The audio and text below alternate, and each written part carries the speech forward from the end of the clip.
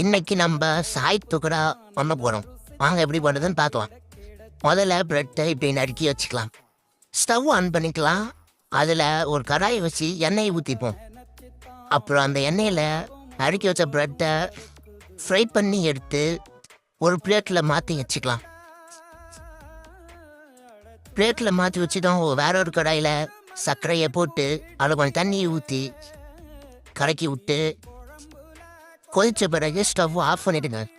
அதில் நம்ம ஃப்ரை பண்ணி வச்ச பிறகு சர்க்கரை பவுடர் போட்டு எடுத்து வச்சுருங்க. அப்புறம் வேற ஒரு கடாயில் கொஞ்சம் தண்ணியை ஊற்றி கொதித்த பிறகு அதில் பால் சேருங்க.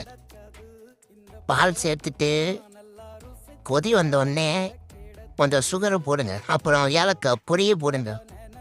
போட்டு கலருக்கு மஞ்சள் கலரை போட்டு நல்லா கிண்டி விட்டேருங்க. அப்புறம் தேவையான அளவு மில்க் மைடா சேர்த்துக்கலாம். அப்புறம் ப்ரெட்டை ஒரு பிளேட்டில் அழகாக அடுக்கி நம்ம ரெடி பண்ண மில்கை இதில் சேர்த்துக்கலாம். சேர்த்துட்டா இப்படி தான் இருக்கும்.